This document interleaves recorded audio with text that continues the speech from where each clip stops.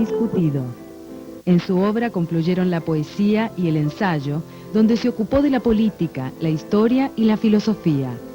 Fue un personaje criticado por sus ideas políticas. Durante su juventud, se mostró cercano a los ideales de izquierda, pero con el tiempo se volcaría a la derecha. Esto generó rechazos, enojos y peleas con grandes figuras latinoamericanas, como Carlos Fuentes, Gabriel García Márquez o Julio Cortázar. A pesar de seguir suscitando polémica, la obra que ha dejado Octavio Paz sigue convocando nuevos lectores y es cada día más valorada en todo el mundo.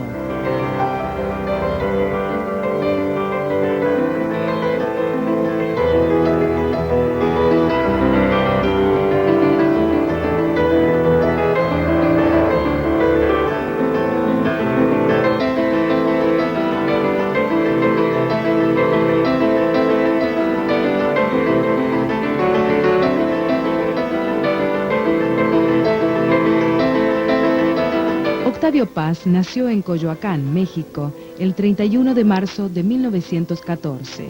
Su padre, Octavio Paz Solórzano, se había incorporado a las tropas de Emiliano Zapata.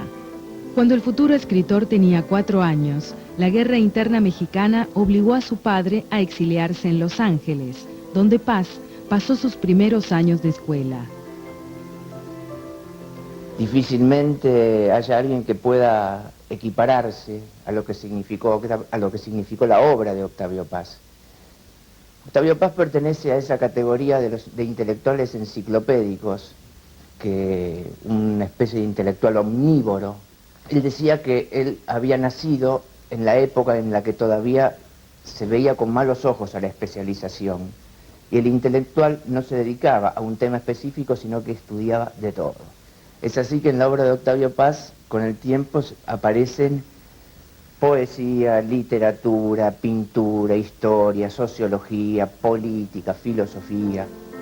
Durante sus estudios en la Escuela Nacional Preparatoria, Paz participó en la huelga por la autonomía universitaria de 1929 y 2 años después publicó su primer libro, Luna Silvestre. Estudió las carreras de Derecho y Filosofía y a los 23 años el escritor abandonó la facultad y decidió viajar a Mérida. Paz encara la producción poética y la encara no como un hombre académico, sino como un hombre furioso y apasionado. No es un hombre que se sienta a escribir y hace un tratado lógico y perfecto, centrado, sino que es un hombre que escribe con fuego, escribe con pasión. Y esta pasión es lo que traslada a su poesía. Él se apoyaba en un sistema, en un eje fundacional para él, que es la analogía. Esto es esto otro. Mis pasos en esta calle resuenan en otra calle. Es decir, la analogía fue una de sus grandes pasiones, porque era un hombre, como él mismo dice, un hombre del siglo, ¿no? Que él era un muy buen publicista también. Tenía una capacidad de titular. Los títulos de él son preciosos, tanto en ensayos como en poemas, ¿no? Lindos títulos: El monogramático, Corriente alterna, Conjunciones y disyunciones, El signo y el garabato. Si uno hace una especie de catálogo de la obra de Octavio Paz, se va a dar cuenta que hay un cuidado en los títulos verdaderamente de un comunicólogo. En sus épocas de estudiante conoció a Elena Garro, con quien se casó en 1937. Con ella viajó a España en medio de la Guerra Civil, ese mismo año, invitado a participar en el Congreso de Escritores Antifascistas para la Defensa de la Cultura en la ciudad de Valencia. Conoce a muchos escritores, no solo europeos, sino incluso latinoamericanos. En ese congreso también estuvo Raúl González Tuñón, estuvo César Vallejo, estuvo Miguel Hernández, que fueron grandes amigos de Paz. Esto es también un hombre en sus siglos, el transcurso de una vida, porque recordemos que él empezó con viajes y congresos y contactos con el anarquismo español y hasta con el comunismo. Del Congreso de Escritores Antifascistas regresa a México y hay una anécdota poco recordada, que es durante la década del 40 se le organiza un homenaje a Neruda, que en ese momento era cónsul de Chile en México. En medio de este homenaje a Neruda, Neruda toma la palabra y lo acusa públicamente a Octavio Paz de haber tramado una intriga en contra de Neruda. Incluso le dice, hablando de la camisa blanca que tenía puesta Octavio Paz, es la camisa blanca más blanca que tu conciencia. Bueno, la cuestión que en medio de insultos se agarraron a trompadas. Tuvieron que levantarse todos los comensales y viejos republicanos españoles que estaban exilados en México, tuvieron que separarlos. A fines de los años 30, sus simpatías hacia la Revolución Rusa y el comunismo se evaporaron cuando Paz conoció la existencia de campos de concentración en la Unión Soviética. Ese fue el comienzo del distanciamiento de Paz con el pensamiento de izquierda. En 1939 nació su hija, Laura Elena. 4 años más tarde, recibió la beca Guggenheim y viajó a Estados Unidos, donde se fascinó con el estilo de vida americano. El anticomunismo furibundo de Octavio Paz lo llevó a trasladar ese sentimiento, ese impulso, a otras áreas que él había abierto. Pero esa posición un poco esquemática y dogmática que tenía, trasladada a esos espacios, creo que adelgazó la discusión, estigmatizó a los que él creía sus contrarios. Es un hombre tornasolado también, a medida que fue acompañando, no sé, vicisitudes del siglo, porque el Paz juvenil era, yo te diría, una fiera revolucionaria en su propia ambición. En los años 40, Paz ingresó en el servicio exterior por... Trabajó en los consulados de Nueva York y San Francisco, hasta que lo trasladaron a la Embajada Mexicana en París en 1946. Su estadía allí marcó un momento definitivo en su obra. Frecuentó a André Breton y al grupo surrealista, que lo influenciaron enormemente. El azul estaba inmovilizado entre el rojo y el negro. El viento iba y venía por la página del llano. Encendía pequeñas fogatas, se revolcaba en la ceniza, salía con la cara tiznada, gritando por las esquinas. El viento iba y venía, abriendo y cerrando puertas y ventanas. Iba y venía por los crepusculares corredores del cráneo. El viento con mala letra y las manos manchadas de tinta escribía y borraba lo que había escrito sobre la pared del día. De alguna manera, Breton también cumplía un poco el papel que cumplía Paz en México, es decir, un intelectual que no se dedicaba solamente al problema de la poesía, sino que trataba de abarcar problemas muy complejos de la realidad y muy variados también. Las grandes novedades él las trae siempre, está atento a todo lo último, ¿no? Es un escritor, es lo opuesto a lo de modé, es un escritor que está preocupadísimo por las modas, por las corrientes, pero no diría exactamente que es un innovador de la lengua castellana. Estoy en donde estuve, voy detrás del murmullo. Pasos dentro de mí, oídos con los ojos. El murmullo es mental, yo soy mis pasos. Oigo las voces que yo pienso, las voces que me piensan al pensarlas. Soy la sombra que arrojan mis palabras. El gran aporte de Paz a las letras no fue solo para la poesía, sino que se destacó enormemente en el ensayo. En 1950 publicó El laberinto de la soledad, un libro sobre la identidad nacional que rápidamente se convirtió en una lectura obligada para los mexicanos. Él traza una especie de radiografía histórica y espiritual de los mexicanos, ¿no? El que fue su gran libro de ensayos, que se dedica específicamente a temas políticos e históricos de México, y un poco una idea que maneja es que los mexicanos que quieren volver al viejo México, en realidad, están retardando el progreso, ¿no? su doble ejercicio del ensayo y de la poesía es una cosa muy curiosa. Él escribía apenas un libro de poemas cada 7 u 8 años. Es decir, que no era un poeta de tiempo completo. Él esperaba el destello y entre medio chaparrones de hojas, en algún ensayo lo define muy bien, hojarasca, puras hojas, chaparrones de hojarasca de ensayos, interpretaciones, opiniones, comentarios sobre la realidad nacional, internacional, corriente alterna, conjunciones y disyunciones, títulos todos preciosos.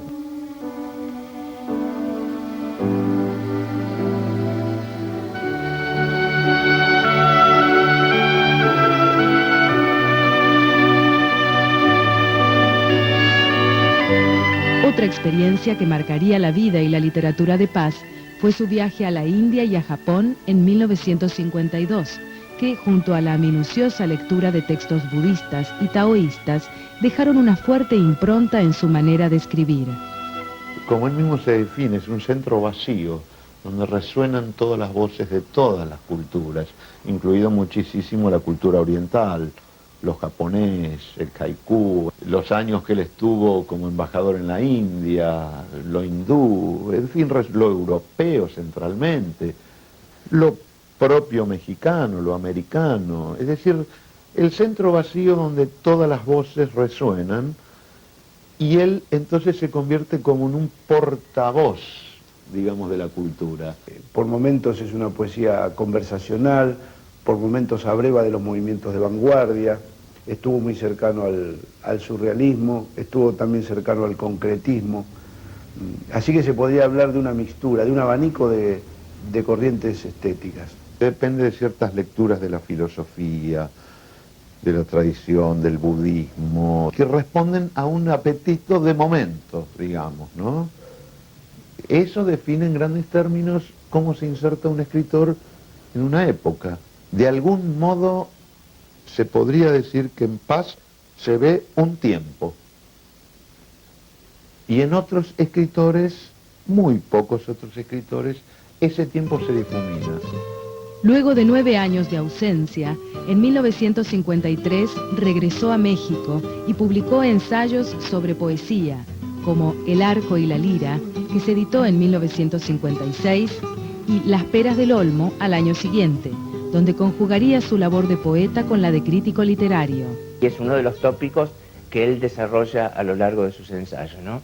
El poeta no solo como escritor, sino a la vez como reflexionador de su poema y del acto poético. Soy hombre, duro poco y es enorme la noche, pero miro hacia arriba, las estrellas escriben. Sin entender, comprendo. También soy escritura y en este mismo instante alguien me deletrea. Su búsqueda está muy marcada por eso de plasmar como ideas, de la cosa de la abstracción, de encontrar, de decir algo sesudo e importante. Lo que hizo Paz en la poesía es el papel del gran transmisor de sabiduría, el papel del hombre que resumió la evolución de la poesía occidental, la sintetizó en una prosa bellísima de una claridad fenomenal y transmitió esta sabiduría. Luego de su divorcio con Elena Garro, en 1961 lo nombraron embajador de México en la India. Allí vivió 6 años y conoció al gran amor de su vida, la francesa Marie-José Tramini, con quien se casó en 1964. La cultura hindú influyó en varios de sus libros, como Ladera Este, El mono gramático y Vislumbres de la India. En octubre de 1968, Paz renunció a la Embajada de la India en protesta por la matanza de estudiantes ejecutada en la Plaza de las Tres Culturas de Tlatelolco, declarando no poder seguir sirviendo a un régimen de asesinos. Impartió cursos en las universidades de California, Yale, Harvard, Cambridge, entre otras, y en 1971 regresó a México. La poesía siembra ojos en la página, siembra palabras en los ojos. Los ojos hablan, las palabras miran, las miradas piensan. Oír los pensamientos, ver lo que decimos, tocar el cuerpo de la idea. Los ojos se cierran, las palabras se abren. Me parece que está disociada la poesía de él con estos cambios, digamos, yo no diría ni siquiera políticos, de asumir como comunicador una posición política, que pueden ser todos cambios también, que pueden ser estrategias de escritor, ¿no? Pueden ser disfraces. Digo, de un lado y de otro, puede ser un disfraz tanto su presunta derechización, que es clara y es obvia, como su renuncia apoyando contra la matanza de estudiantes, que podría ser un gesto político casi de izquierda, allá por los fines de los 60. Pueden ser todas formas que tiene un escritor de acompañar su obra extendiéndola en mercados posibles o virtuales. Durante la década del 70 surgió en México una adoración por la obra y la figura de Paz, quien poco a poco se iría convirtiendo en el referente cultural de sus compatriotas. No es uno... Es una especie de dictador, así el ogro que él veía política del comunismo institucionalizado en la Unión Soviética, de alguna manera él también lo era él. Quiero decir, México, uno estaba o con Paz o contra Paz. En 1971 creó Plural, una de las más importantes revistas culturales de Latinoamérica, y 5 años más tarde fundó otra revista, Vuelta. Hacia fines de los años 70, la postura política de Octavio Paz se fue haciendo más conservadora y mantuvo fuertes discusiones con algunos intelectuales mexicanos. Conocer al Paz, escritor, ensayista, poeta, y sus méritos que le valieron el Nobel y otros premios, no implica desconocer su prepotencia y su autoritarismo en los espacios culturales que él mismo creó. Él creó la revista Plural como algo, decía, no monolítico, no monocorde, y sin embargo, él se transformó en una voz tutelar. Podríamos decir que él se aisló en su revista, en su tipo, en su forma de pensar. Esto está claro por la estadística pública, los rechazos, las enemistades. En los últimos 20 o 30 años de su vida, sus ensayos están totalmente contaminados por la política, y yo buscaría un poquito más en sus poemas para ver si también no lo están. Que él decía, hay un tiempo para la poesía y hay un tiempo para la pelea. Yo creo que el tiempo que le dedicó a la poesía fue muy importante, pero deploro el tiempo que le dedicó a la pelea, que también fue mucho, y ahí se desdibujó. Él decía que el poeta es tomado por la palabra, y el político, a diferencia del poeta, toma la palabra. Y el problema es que él tomó la palabra mucho tiempo, como el político. Inaccesible si te pienso, con los ojos te palpo, te miro con las manos. Los sueños nos separan y la sangre nos junta. Somos un río de latidos. Bajo tus párpados madura la semilla del sol. El mundo no es real todavía, el tiempo duda. Solo es cierto el calor de tu piel. En tu respiración escucho la marea del ser, la sílaba olvidada del comienzo.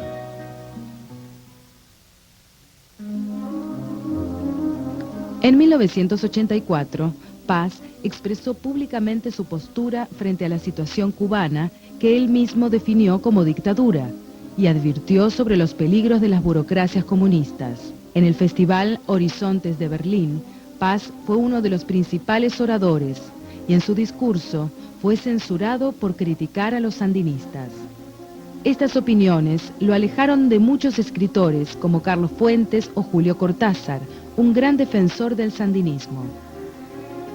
La intelectualidad mexicana interpretó que Paz estaba llamando a Estados Unidos a que invadan a la Nicaragua sandinista. Por supuesto, en México hubo enorme cantidad de manifestaciones en contra de Paz, manifestaciones contra la Embajada de Estados Unidos, y uno de los cantos era Reagan, rapaz, tu amigo es Octavio Paz. Los últimos años de su vida tomó posiciones, aunque quería parecer Paz como un moderado, tomó posiciones muy extremas en favor de la economía de mercado, y en todas sus manifestaciones se mostraba muy intolerante, muy irascible. En su revista no publicaba ningún escritor que él pensara que tenía alguna simpatía con el sandinismo, con alguna izquierda, y eso lo llevó a estar alejado de hombres que debatían y dialogaban y debatían, estaban en el debate del fin del siglo, como Carlos Fuentes, como Cortázar o como García Márquez, ¿no? Estoy en Miscoac. En los buzones se pudren las cartas. Sobre la cal del muro, la mancha de la bugambilia, aplastada por el sol, escrita por el sol, morada caligrafía pasional. Camino hacia atrás, hacia lo que dejé o me dejó. Memoria, inminencia de precipicio, balcón sobre el vacío. El carácter de él era como de un rey azteca en México. Y entender a Paz en su contexto requiere entender qué es México con su tradición y su pasado, ¿no? Y sus enormes templos, y sus muralistas, y esas obras desmedidas, y ese escribir y escribir más de 40 libros. Es como si para interpretar el país hay que pasarlo por la traducción Paz. O sea, como que lo que Paz es como un oráculo, ¿no? Lo que él dice sobre México les devuelve a los mexicanos lo que ellos son. En 1982, Paz publicó un notable ensayo histórico, Sor Juana o las trampas de la fe, que tuvo una gran repercusión entre los lectores y fue llevado al cine. En 1990 le llegó el máximo reconocimiento internacional. Obtuvo el Premio Nobel de Literatura y se convirtió en el primer mexicano y el quinto latinoamericano en recibir esa distinción. 3 años más tarde, a los 80 años, publicó La llama doble, un ensayo dedicado al amor y al erotismo. En el amor todo es dos y todo tiende a ser uno. El amor no busca nada más allá de sí mismo, ningún bien, ningún premio. Tampoco persigue una finalidad que lo trascienda. Es indiferente a toda trascendencia. Principia y acaba en él mismo. Es una atracción por un alma y un cuerpo, una persona. Esa persona es única y está dotada de libertad. Para poseerla, el amante tiene que ganar su voluntad. Posesión y entrega son actos recíprocos. Tiene una historia muy simpática este libro, porque cuentan todos los amigos que Octavio Paz desde 1965 venía hablando que quería escribir su libro sobre el erotismo y sobre el amor. Fueron pasando los años y nunca lo pudo escribir, hasta que a los 80 años se sienta y en 2 meses escribe un libro donde sintetiza la historia del amor de una manera brillante, ejemplar e inigualable. Yo creo que él es Nobel desde siempre, desde que empezó a escribir. Me parece que Piedra de Sol ya es un libro de un Nobel, un libro de una voz fuerte, segura, que empezó muy joven, siempre tuvo premios, todo. Fue una cadena que lo llevó. Y de hecho los mexicanos le vienen haciendo caso hace mucho, hace muchísimo. Octavio Paz murió de cáncer el 19 de abril de 1998. La monumentalidad de sus escritos y la complejidad de su pensamiento han hecho de su obra y su figura un ícono cultural de Occidente ineludible, más allá de las reacciones que produjeron sus posiciones políticas. todas las actitudes sociales, políticas, de comunicólogo, de comentador, de intelectual, de interpretador de la realidad, son cortinas de humo para permitir que cierta obra de difícil llegada tenga más llegada. Estrategias y tácticas de escritor.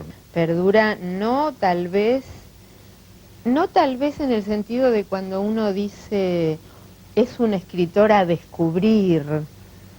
Yo creo que está descubierto ya, totalmente descubierto, está pasado en claro. Parece que Paz está destapado, está completamente entendido, pero que perdura como manual, como la parte de la cultura más transmisible. Sigue siendo un maestro y va a seguir siendo un maestro sin duda. Por más que uno esté en contra de sus posiciones políticas, es un maestro sin lugar a dudas.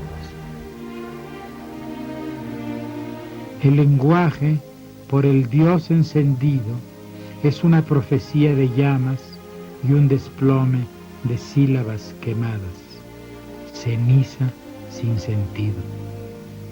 La palabra del hombre es hija de la muerte. Hablamos porque somos mortales. Las palabras no son signos, son años. Al decir lo que dicen, los nombres que decimos, dicen tiempo, nos dicen, somos nombres del tiempo. Conversar es humano.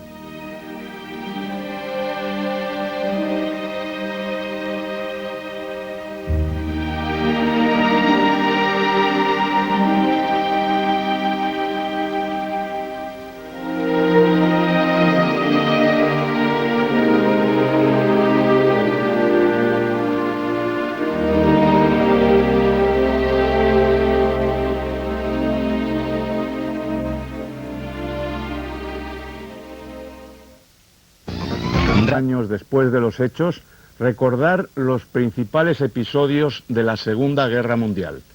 Durante